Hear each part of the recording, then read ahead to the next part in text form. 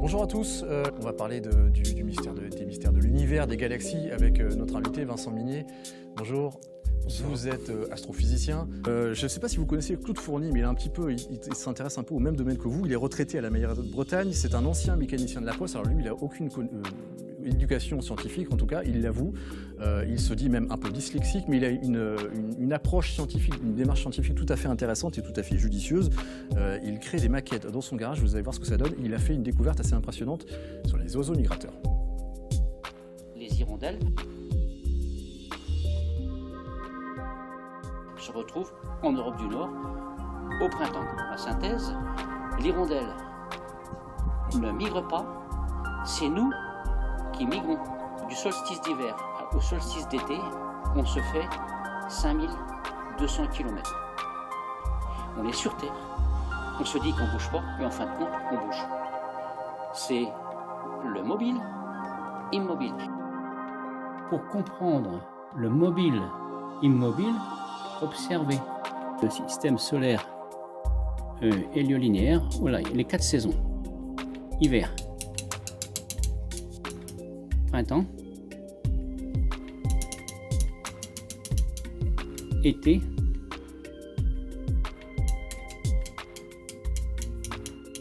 automne et re-hiver. Alors nous sommes en hiver.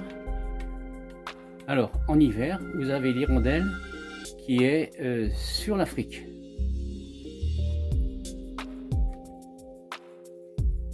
Ça c'est la mémoire physique.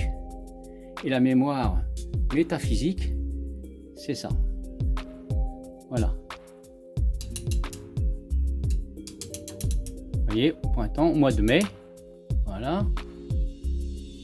Observez la mémoire de la création.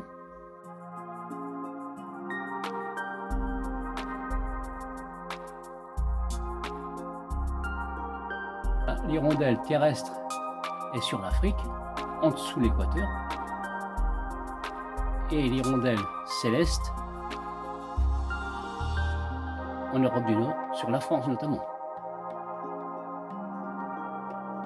Et il y a 5200 km entre l'hirondelle céleste et l'hirondelle terrestre, tout en faisant qu'une sur l'axe du temps. Donc il y a là le temps céleste et le temps terrestre.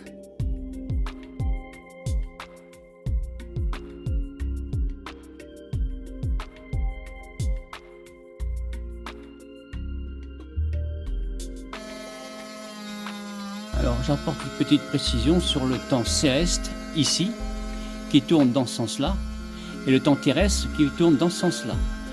Vous remarquerez que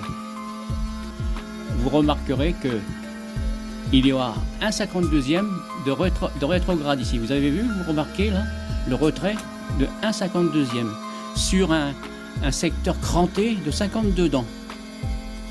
52 dents, ça fait donc un tour à l'envers, c'est-à-dire qu'il va à contre-courant du tour terrestre. Donc au bout du compte, ça fera donc un tour de moins sur le 365. Donc le tour reste toujours physique, mais la mémoire, c'est un tour de mémoire, la mémoire de la création. Donc ça ne se voit pas, et pourtant ça s'inscrit.